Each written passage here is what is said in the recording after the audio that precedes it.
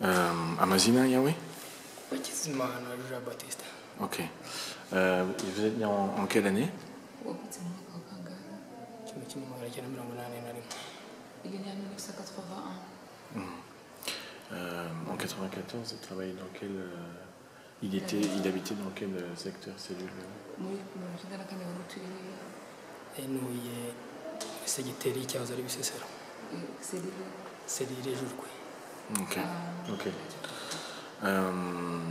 Est-ce qu'il se souvient où il était donc le jour de la grande attaque, quand la grande attaque a commencé au tout début?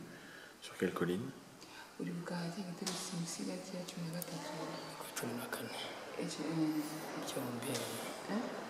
Ndabyibuka. Ushobora kutubwira ku musozi wari uri icyo gihe? Nari ndi ku musozi wa Nyiramakware ngera kwa Nyamasovu ngera n'ubu aho bita i Kagari no ku Muyira. Au départ, il était sur la colline de Nyiramakware, mais en courant et essayant de fuir, il a été sur une autre colline qu'on appelle Bisuki. Nyamasovu. Et puis il a été aussi sur la Kagari. Et finalement, il est allé aussi sur la colline de Muyira. D'accord. Et donc alors, quand ça a commencé à Nyiramakware, pour lui, est-ce qu'il peut donner une estimation de à quelle heure ça a commencé? Ibyo ari Nyiramakware ubyumva ushobora kutubwira byari byatangiye utekereje Duterwa isaha isaha sinayibuka kuko ubundi hari ibitero byabanzaga kutuzinduka by'abaturage, ibyo tukarwana nabyo, none byaza n'ibitunyije tukajya mu mashyamba, ariko bigeze nko mu masaa yine niho twabonye imbunda z'abazungu zivanze n'abasirikari b'u Rwanda baraburwana icyo gihe. Normalement, je ne peux pas très bien préciser parce qu'on était habitué que dans nos 8 heures à 9 heures, il y avait des attaques des miliciens normands. Et quand ils venaient, en fait, on essayait de se défendre. Et quand on voyait qu'ils commençaient à être beaucoup plus nombreux, on se cachait dans les forêts, dans les buissons. Alors c'est vers 10 heures, là je ne suis pas sûre, c'est ce qu'il a dit, qu'on a vu que ça changeait en fait, que les attaques qu'on rencontrait ont changé. On a vu une grande attaque. Là, il y avait beaucoup de fusils, il y avait des militaires et des blancs aussi.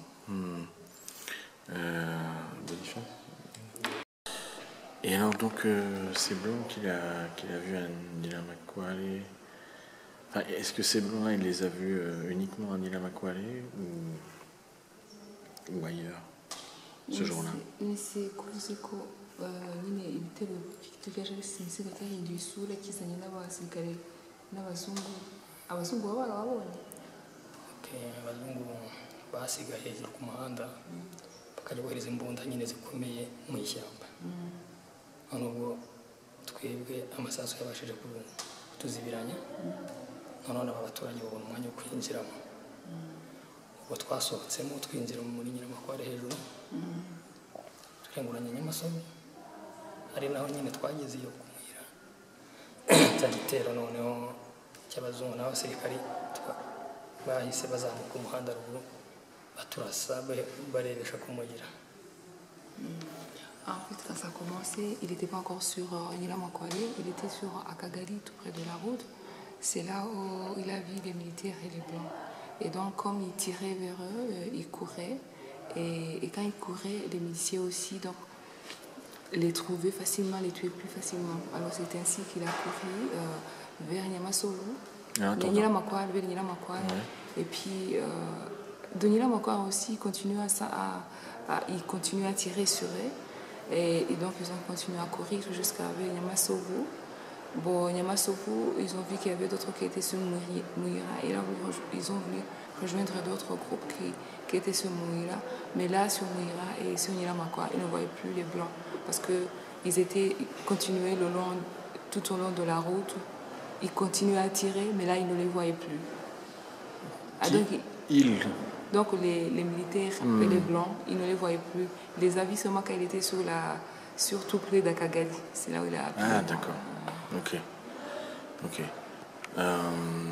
Mais alors, donc, au début, il était à Kagali, c'est ça? Au tout début de l'attaque? Oui. Au tout début. On repose-lui la question. Bigitangira wari uri ku kagari wowe uko nabyumvise. nari nkiri mu kagari kanjye Kitwa ngo iki? Jurwe.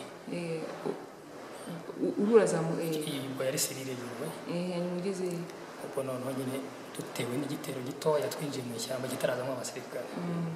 Twinjiye mu ishyamba kuko niho twarwaniraga kugira ngo twidefande. Ubwo noneho sambuka z'abasirikare zaraje bagara ku muhanda hejuru ku musozi akajya bohereza mu ishyamba. Il dit qu'au départ, il était dans sa colline, il jouait dans sa cellule à jouer. Yes. Et quand il y a donc les miliciens qui les attaquaient actuellement, quand ils sont venus, c'est là où ils sont montés en essayant de se défendre. C'est là où ils ont passé par Akagadi pour traverser et aller donc courir vers Nyiramakwale et Mouila. Moi, je ne comprends pas au niveau du parcours. Parce que Joloué et Akagali, c'est un peu loin. Et puis là, il revient vers Nyiramakwale qui est à côté de Joloué. Oui, je comprends pas. En fait,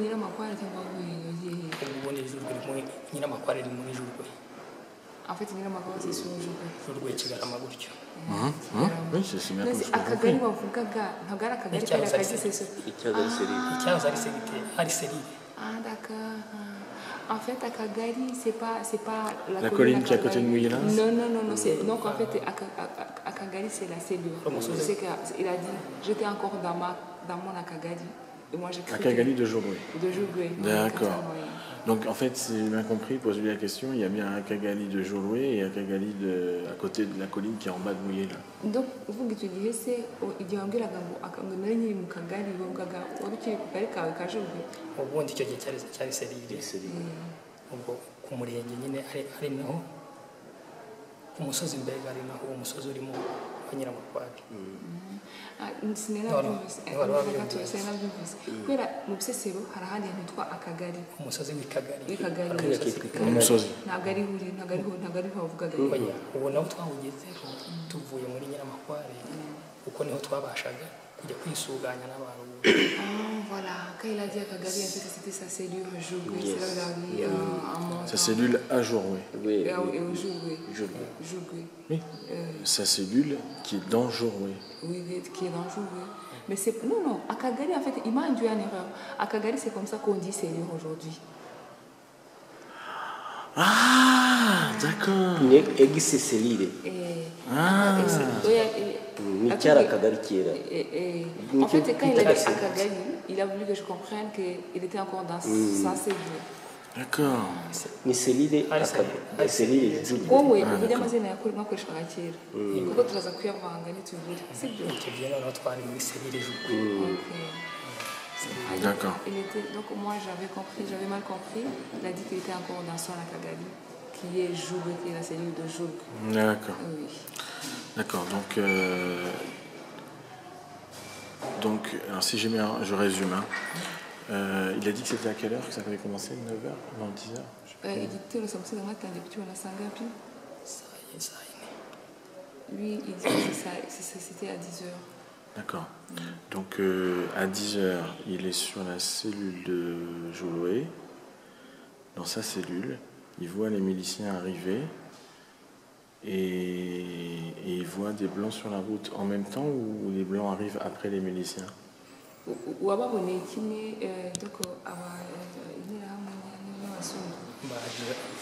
Aba basirikare baje bivanze kuko abaturage bo bari babanje kutwirukankana batora mu ishyamba duhungira mu ishyamba bo ni batojaga ingufu cyane kugira ngo badusohoremo twasohoyemo n'izo munda.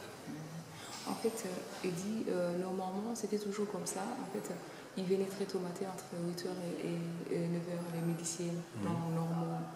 Ils venaient avec leurs armes blanches. Alors quand ils venaient, donc, on était habitués, on sortait et tout. Et donc on essayait de se défendre. Et souvent quand on fouillait vers la forêt, ils ne savaient pas nous suivre dans la forêt. Ils avaient peur de nous suivre dans la forêt.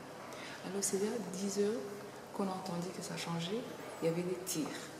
Et quand ils commençaient à tirer, là on était dans la forêt de Nyiramakwale. Normalement, c'est Nyiramakwale. Tu dis, ah bah mais c'est il va dusohoyemo nyine baraturasiyemo amasasu gusohora ubwo abaturage batugenda inyuma tujyanye amasomo Oui, voilà. Alors, donc, ils ont commencé, chaque fois le matin, donc, ils commençaient à se défendre, à se battre avec les miliciens. Donc, de 8 heures, donc, les miliciens, c'était quelque chose que, donc, ils étaient habitués à ça. Alors, ce jour-là, comme toujours, les miliciens sont venus, ils ont commencé à se défendre. Donc, ils se défendaient et puis, juste, ils poussaient un tout petit peu les miliciens et eux couraient dans la forêt, se cachaient dans la forêt de Nilamakwal. Et les miliciens avaient peur de les suivre dans la forêt de Nilamakwal. Alors, vers 10 heures, ils ont entendu des tirs, beaucoup de tirs. Donc, ils tiraient sur la colline de Nilamakwal. Alors, quand ils ont tiré sur Nilamakwal, ils ont été obligés de sortir parce qu'ils avaient peur. Et quand ils ont sorti, c'est ainsi que les miliciens ont commencé à les tuer. Et eux, ils ont traversé pour courir, rejoindre les autres. Ils ont passé par Akagali. Et puis par... Ils ont passé par Namasovu. Et puis ils sont allés sur... Oui, et puis ils ont pour monter le jour de l'autre à Mouya. Et c'est en fouillant comme ça que lui, en quittant Nilamakwal, en courant, que lui, il a vu les militaires, donc les gens qui étaient en tenue militaire, et les blancs. D'accord. Les blancs, et ils étaient quoi sur la route? Abazungu bahagaze ku muhanda. Bo bagenda ku muhanda ntabwo binjira mu mashyamba interahamwe z'imihoro n'amahiri nizo zatugendaga nyine abasirikare bo bahagarara ku mihanda bakarasa. En fait, ils n'entraient jamais dans les forêts. Ils restaient, les blancs et les militaires, ils n'entraient jamais dans les forêts.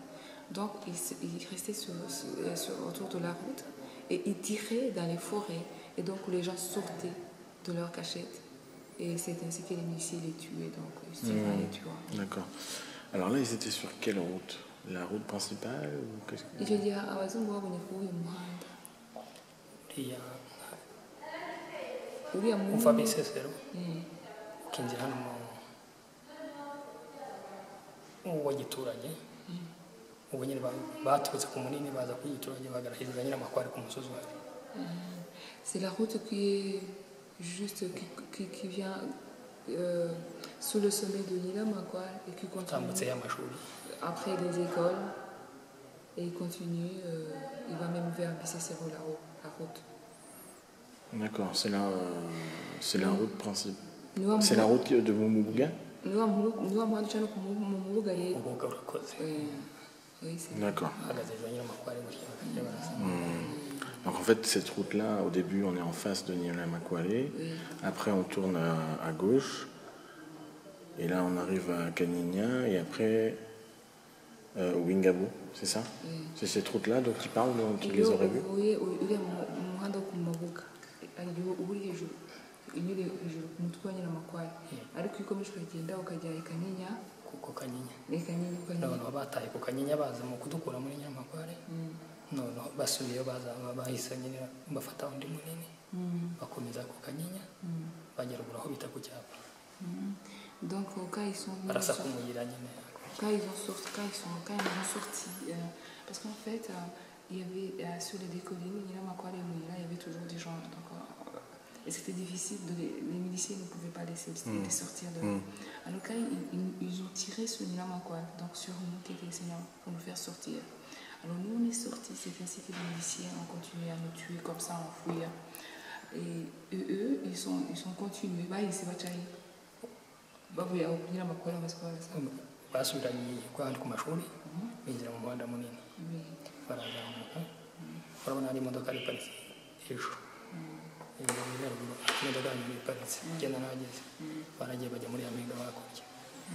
Hier, en fait, il nous a vus. Alors là, ils ont fini de sortir. Comment? Hier, il nous a vus. Il m'a dit là où on avait garé notre voiture. Parce qu'il a reconnu la voiture. Il m'a dit, quand ils ont tiré sur nous, quand ils venaient de nous sortir de Nilamakwal, et que donc les miliciens continuent à nous tuer, eux, ils sont montés, voilà, ça a monté. Donc, maintenant, ils étaient là. Qui ça, eux? Dans les militaires et ces blancs qu'il avait vu, lui. Parce que les militaires, eux, ils ne marchaient pas avec eux vraiment. Ils les suivaient pour les tuer, pour tuer ceux qui sont fatigués et tout. Alors, ils sont montés pour aller en fait se garer là où on avait garé notre voiture parce qu'ils voulaient tirer aussi sur la colline de Mouira contre Kagali parce qu'il y avait des gens qui étaient cachés là-bas. D'accord. Donc les Blancs, on les voit sur cette route principale.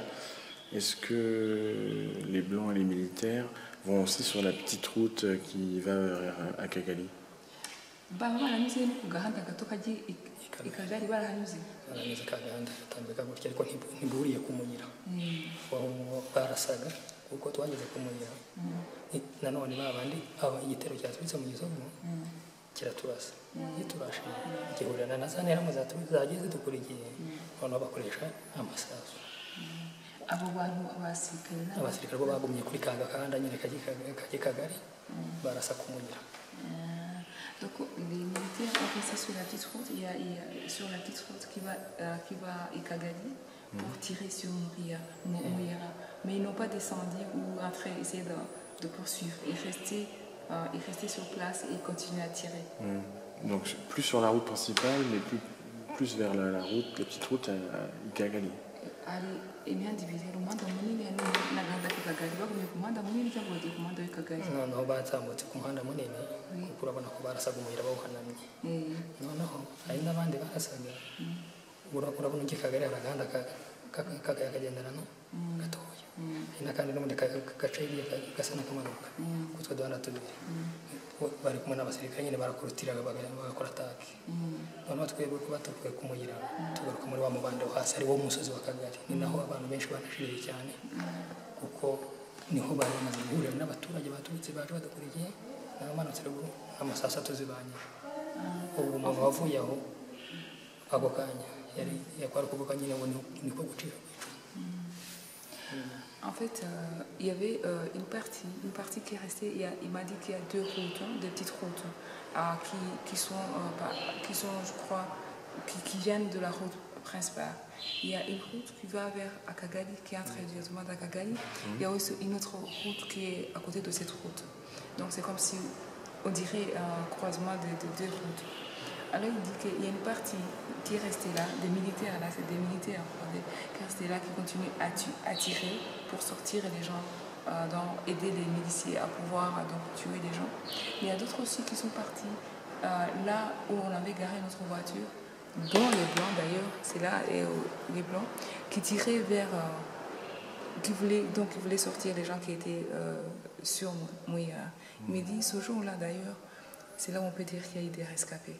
Parce que on était monté dans Nyilamakwar, donc mais cette fois-ci tout le monde était ensemble. Et là, tout le monde allait se cacher dans la vallée de Mouyira, donc à côté de, donc entre Mouyira et Kagali. Et là, c'est là où tout le monde, presque tout le monde est mort. Je crois que tout le monde est mort. La plus grande partie des morts, c'était ce jour-là. Il y a une phrase que j'ai pas compris, c'est ce jour-là où il y a eu des rescapés. Je comprends pas. Il a dit celui qui a été sauvé ce jour-là, qui n'est pas mort ce jour-là, lui peut dire vraiment que c'est un rescapé. C'est le terme qu'il a employé. Ah, d'accord. D'accord. Ok, j'ai compris. Donc,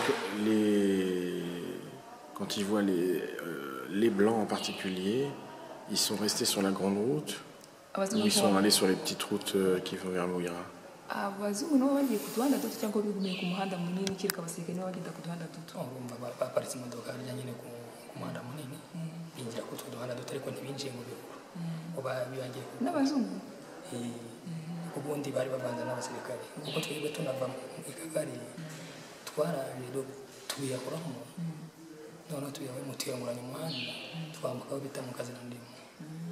En fait, moi, là, je les ai vus parce que quand je fais... Là où? Si je dis comme ça, si je dis comme ça, c'est parce que moi, là, je dis là, parce que donc, si je dis comme ça, c'est parce que moi, je les ai vus. Pourquoi? Parce que quand ils ont tiré vers nous, je suis partie d'un groupe qui est parti, qui a passé donc, au milieu d'eux pour traverser. Donc, c'est là où je les ai vus, moi. Lui, donc, quand ils ont tiré vers sur Nyilamakwar, moi je ne connais pas très bien Cicéron. Quand ils ont tiré Nyilamakwar, ubwo twavuye mu Nyilamakwar twageze ku Mouyira batugaruye umunsi baradutaratambye agasinzi ngo nabivuga birirwaga batuzengurutse. Il dit que c'était une journée terrible parce qu'ils ne restaient nulle part, parce que chaque fois ils tiraient sur eux, tellement sur chaque fois ils étaient obligés de bouger.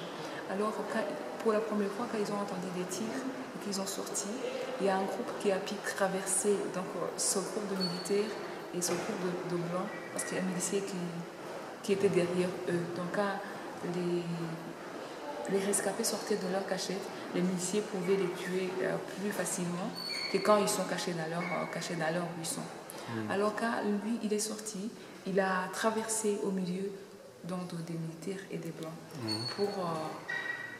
tu dis, twari tuhavuye ahubwo tucaragura Kanyinya hano hafi aho bita Nyabushyushyu turarenguranya ubu tubasha kwambuka tujya mu Kazirandemwe. Ah, donc lui, quand ils ont quitté vers Nyilamakwai, ils sont allés par Nyamasovu.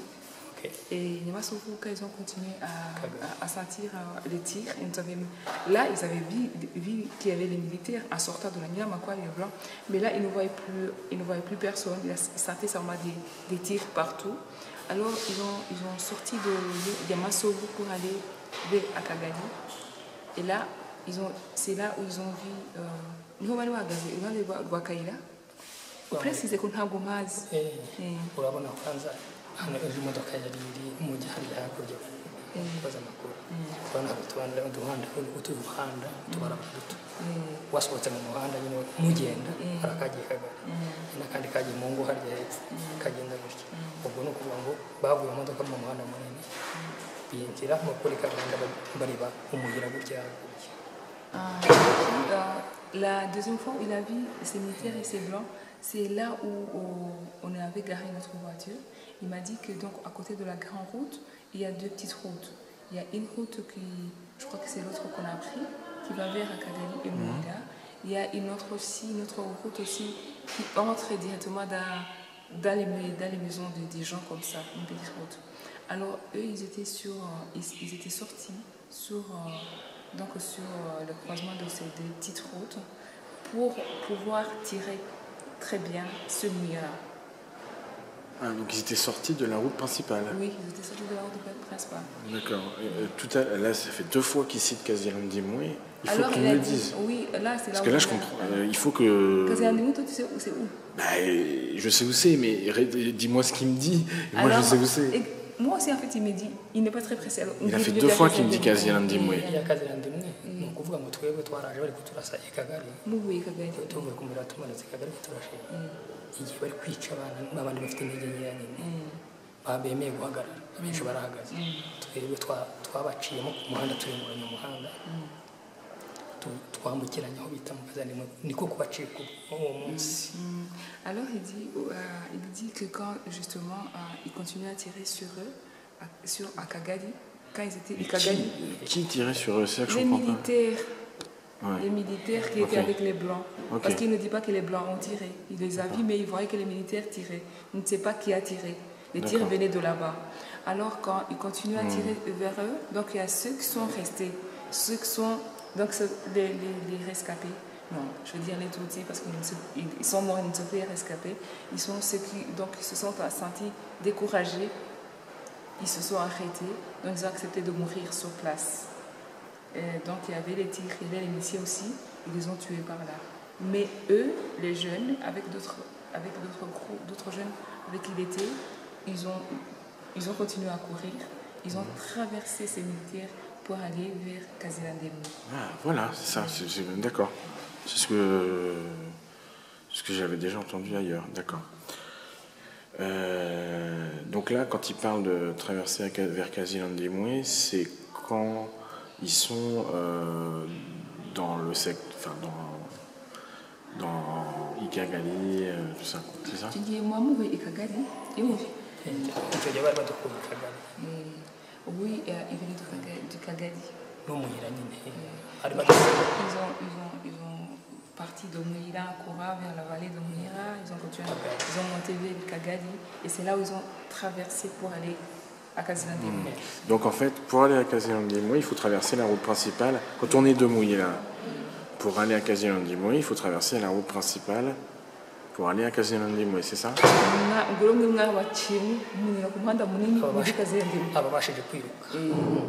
Oui, oui, nous qui courons, c'est comme ça que nous avons fait. D'accord.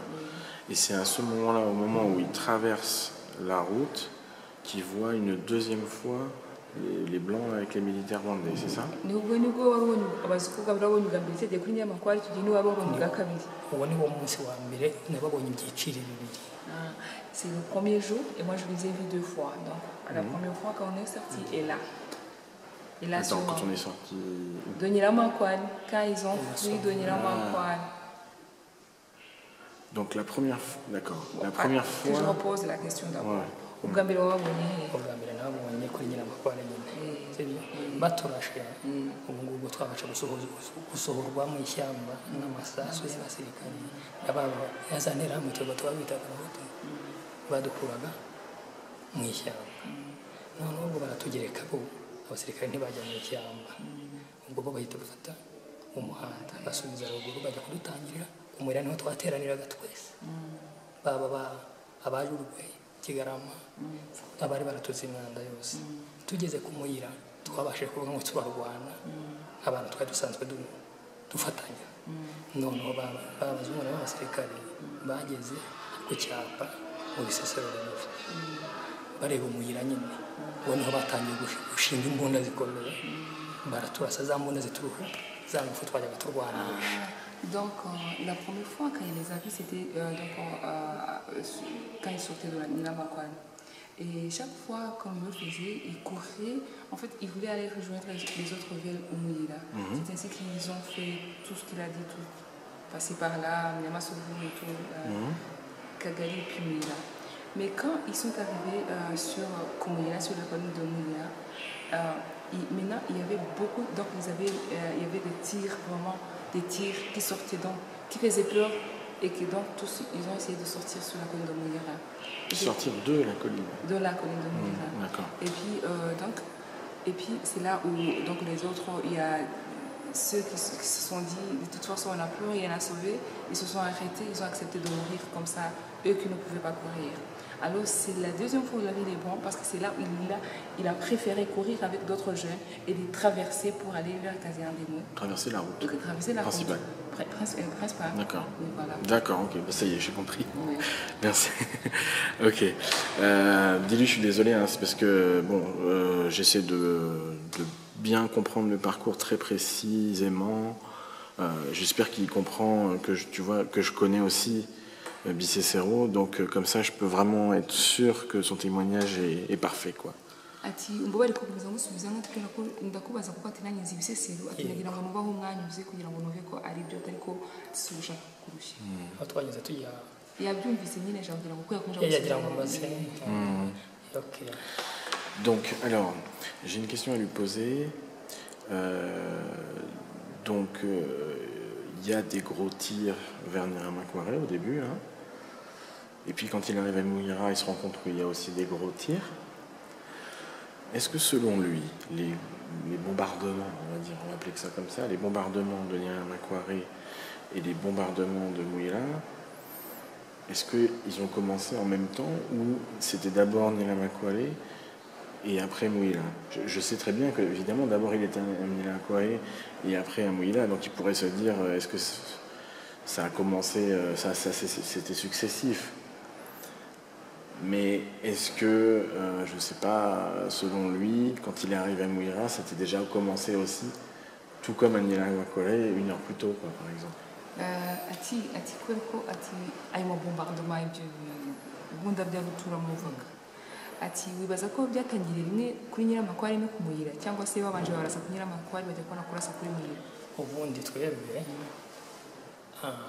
twabanje kurwana n'abaturage. Ibyo nabyumvise turakeneye igihe nyine ndabwo uritoranyiriza mu gendanye mu mugira gifatira uritoranyiriza iby'ingenzi no mu mbwire noneho bakazanamo imbunda z'abapolisi iz'abasoroviya abo tukarwana tukabica. Noneho kuri 13 no kuri 14 niho twumvise imbunda tutazisanzwe tuzi ari nazo zadusheje zituma tubasha kugira gute gutatana abafite ingufu tubasha ariko twagiye dusigara twiruka abundi imbere twateraniraga hamwe tukarwana. Il dit en fait il faut savoir que au début, il y avait 2 collines qui étaient notre stratège, si vous voulez. Donc il y avait Nyiramakwan et il y avait Mouira. Alors, il a dit, normalement, il y avait toujours des tirs, mais des tirs de rien du tout, des surveillants et des gendarmes et des policiers. Ça, on était habitués. Et donc, du coup, quand on a entendu que ça a changé, qu'il y avait des bombardements, comme tu le dis, c'est là où on est parti, on a eu peur, on est parti. Là, on ne savait pas ce qui se passait sur Mouira. Là, nous, on ne savait pas. Nous, on croyait que c'était nous qui étions visés. On ne savait pas très bien vraiment ce qui se passait sur Mouira. D'ailleurs, pour ça qu'il va à Mouira. Nous, on voulait rejoindre les gens qui sont sur Mouira pour pouvoir... Parce que normalement, même les autres fois, on le faisait, quand on n'arrivait plus à se défendre sur Nyiramakwan, on allait se grouper tous sur Mouira. Alors ce jour-là, aussi, on est sortis, on cherchait comment joindre la colline de Mouira. Là, quand je suis arrivée, ils tiraient aussi, mais je ne saurais pas dire s'ils ont commencé en même temps que chez nous. Oui, mais quand il arrive à Mouira, il y a déjà des cadavres qui sont morts des bombardements. Oui, c'est comme Mouira. Wasanze abantu bamaze deja kwicwa nuko babarashe igihe mugeze mukigera ku Muyira ubyibuke neza bira ngo mukungiye kumira mugeze kuri Muyira hariho abantu babonye basha ko harishwe n'amasaso ngiye ubundi urumva ko badukuye Nyiramakwan baturasa twabatanze kumara ko twe twacaga inzira za panya inzira z'ibihuru ko bagaca umuhanda twabatanzeyo batangiye kurasa ku Muyira ngiye mpari bite En fait, ils ont commencé par Nyiramakwan. Comme eux marchaient tout au long de la route et que nous prenions justement des sentiers parce qu'on connaît. On est arrivé à Mouira devant eux, on les a dévancés en fait. Et quand ils ont commencé à tirer sur Mouira, moi j'étais déjà sur Mouira. Quand ils ont commencé à tirer sur Mouira, moi j'étais déjà sur Mouira. Ah, donc il a vu C'est-à-dire que quand il est arrivé, les bombardements sur Mouira n'étaient pas encore commencés. Non. D'accord.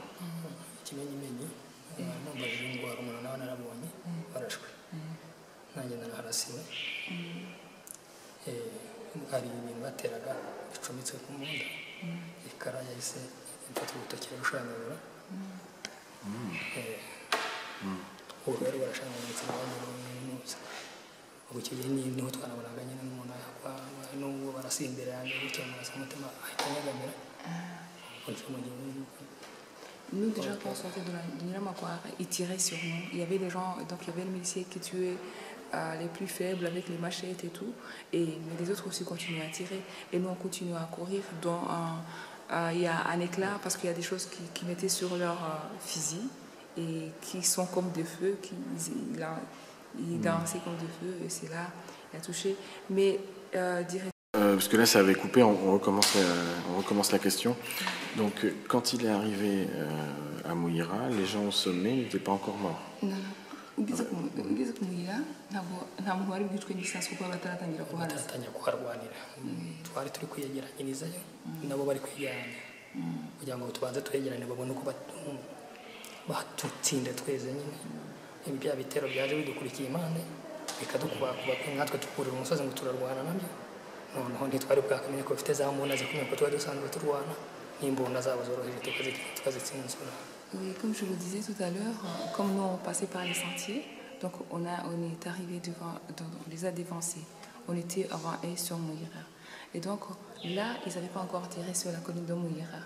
Et je ne sais pas s'ils attendaient que tout le monde, parce qu'ils voyaient, ils savaient où on allait.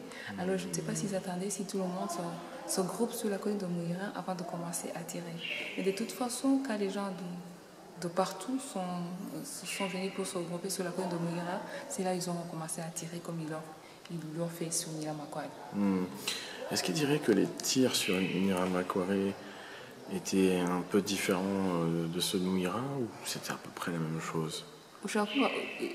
Nk'ibitero ayo masasu yanyuraga kuri Nyiramakwan n'ayaje ku Muyira byari cyo kimwe cyangwa bibaza ko ayakomeye yari ku Muyira we aya Nyiramakwan nayo ku Muyira byari kimwe kuko n'ubundi urumva ko yadusohoye mu ishyamba rya Nyiramakwan twajyaga turirwaniramo ntiturisohokemo kuburyo n'abatarabashije kurisohokamo byatumye ba bandi badutinyaga kudusangamo bagenda babikiramo mu mikoki waje akihisha nyine uw'Imana itakuye amaboko ariko ubundi ntabwo bajyaga badutsinzura iyo tubaga turimo.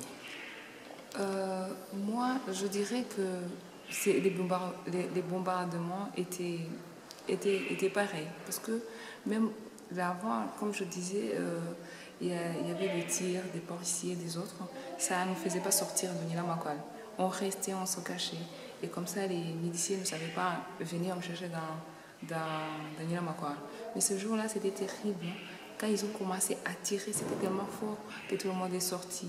Donc, aller vers eux, essayer de fuir. Alors moi, je crois que c'est la même chose. C'est-à-dire que, selon lui, à Nila Makwale, ils n'ont pas employé que des mitraillettes, c'était aussi comme des bombardements de trucs de bombes.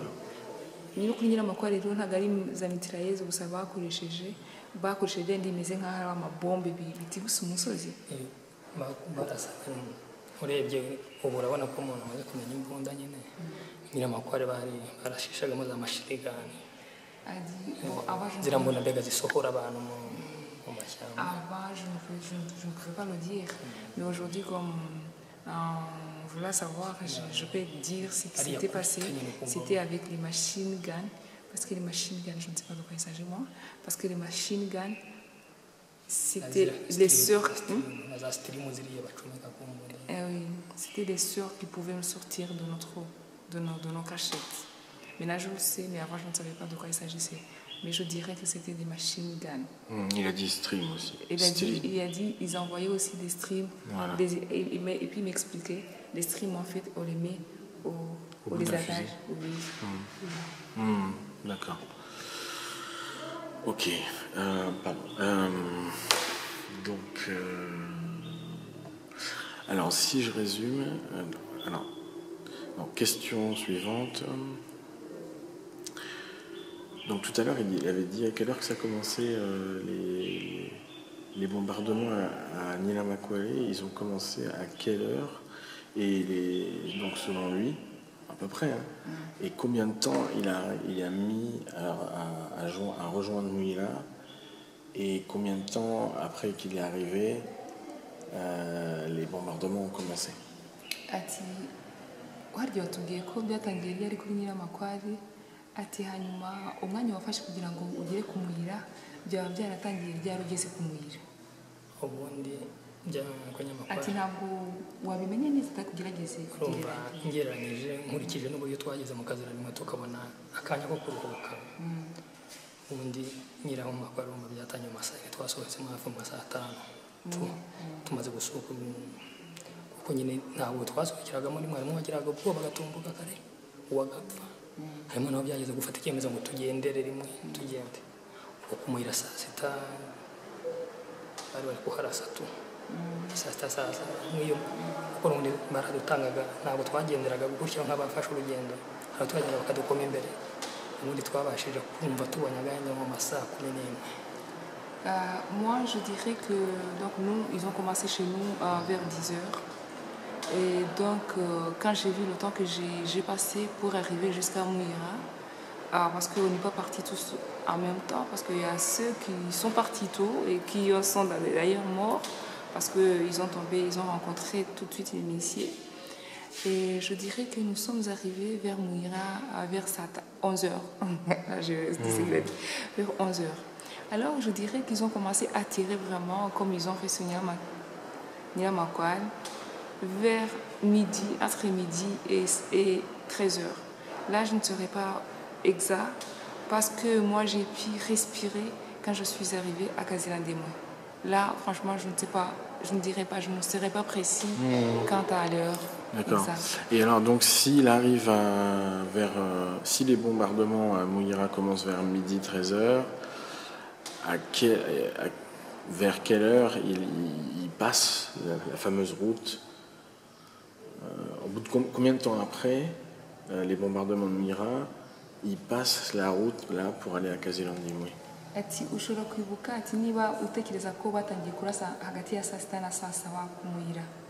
Ati ushobora kwibuka umwanya wagufashe kugira ngo uze wirukanka wambukiranye umuhanda ujya mu Kazilandimwe.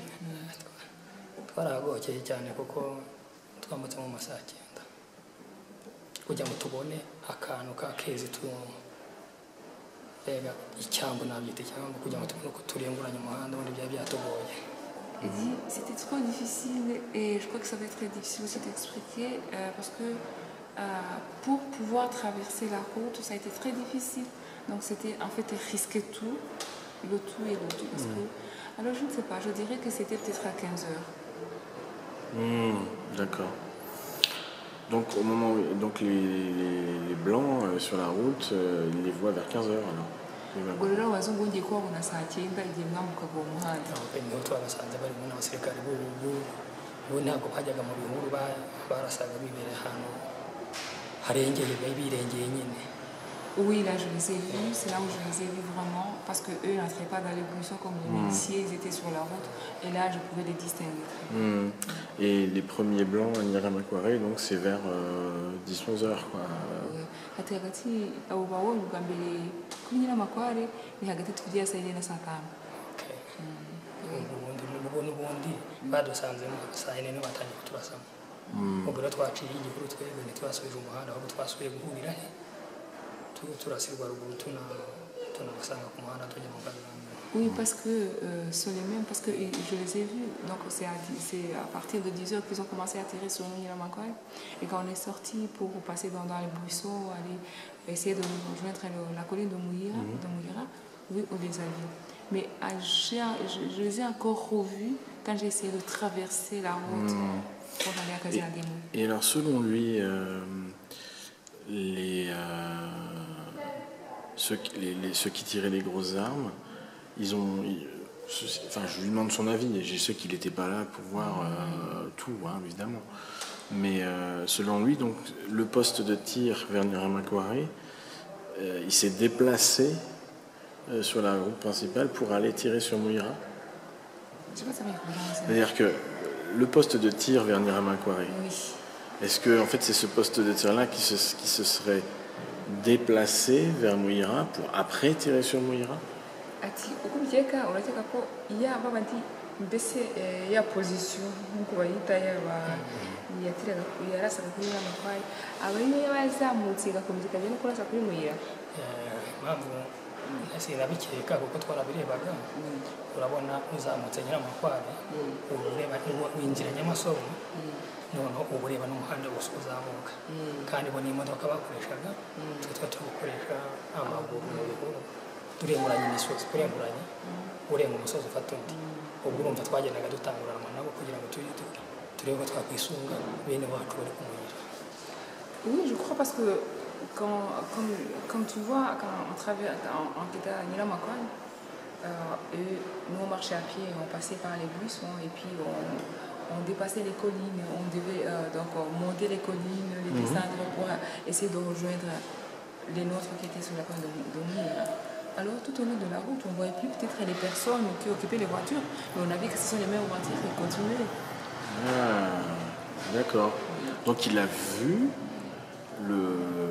ceux qui étaient à Nyiramakware prendre la route pour aller à Mouira. Oui, repose-lui la question. Donc wabonye abo bantu uri kuri Nyiramakware, abo bantu mwasize kuri Nyiramakware ni munyuze mu bihuru mwabonye izo modoka zikomeza zo zigenda. Bagiye mu modoka ubundi izina Umuyira na Nyiramakware ngo byari birindiro byacu. Niho hantu twabashaga kwihisha tugahurira tukabasha kurwanya abaza kudutera, kudukura mu bikabagora. N'ubundi baje icyo nashaka kumenya izo modoka nizo wabonye zizamuka zigenda, zari ziparitse hariya nyine gutambutsa amashuri, izo zaturashe mu Nyiramakware n'ubundi nizo basubiyemo, noneho zirazamuka dukurira iriya baza kuturasa ku Mouira nyine. Parce qu'il faut que vous compreniez quelque chose. En fait, tout le monde qui se cachait dans cette période terrible, c'était sur les deux collines de Nyiramakware. Alors, et Mouira. Et Mouira, les deux collines, Nyiramakware et Mouira. Alors, ces mêmes personnes qui nous ont fait sortir de Nyiramakware, parce que nous, on marchait à pied, on devait donc passer par les sentiers, les buissons et tout. Ce sont les mêmes voitures, on les voyait. Là, je ne voyais plus les personnes, mais je voyais que les voitures prenaient la route, donc allaient nous attendre devant la colline de Mouira. D'accord. Ok, on va changer de période maintenant. Donc,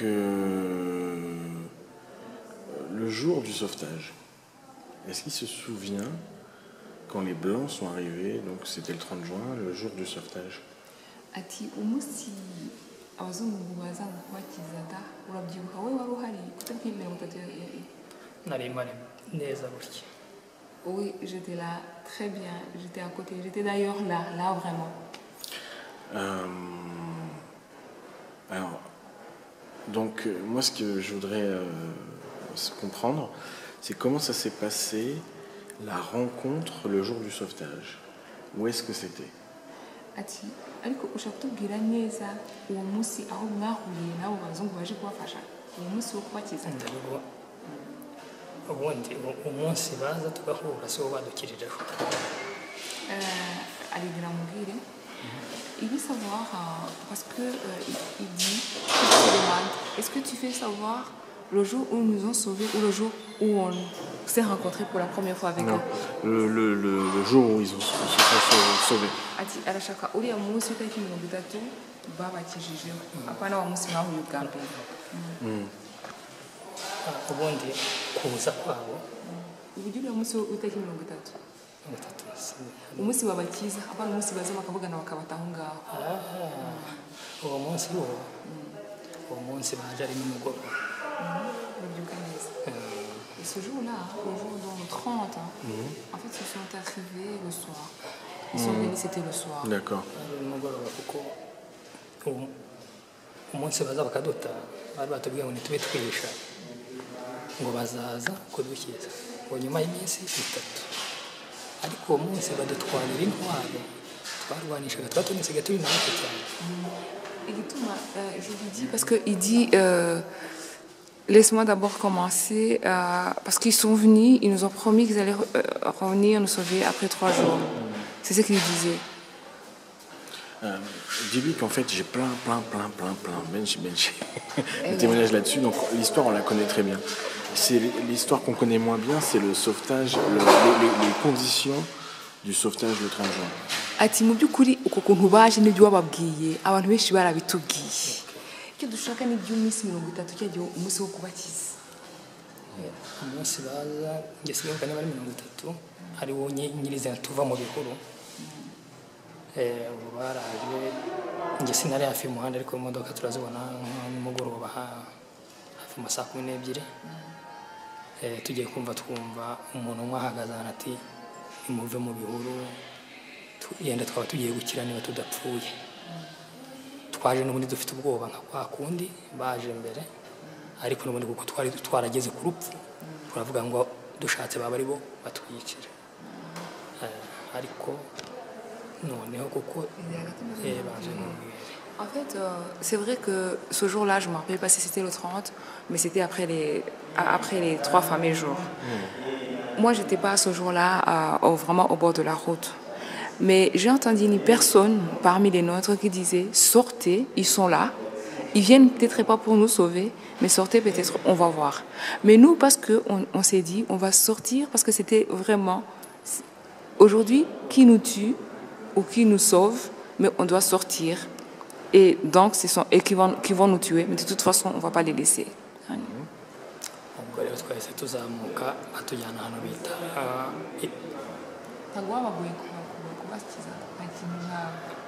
Uwo munsi wo baratujyanye aho badukize nyine bajya batuma hari umuntu usubira ku ruhande noneho ahubwo undi wagiye abwira undi ati bagiye badushyize ahantu bita Rwirambo ahantu ku musozi witwa Rwirambo baduha biswi. Et lui, là, il dit en fait que lui n'était pas tout près ce jour-là. Et donc, il a entendu les autres ont monté parce qu'ils venaient de décider que même s'ils viennent pour les sauver ou pour les tuer, tout ce qu'ils vont décider, c'est mieux pour eux que de rester là-bas.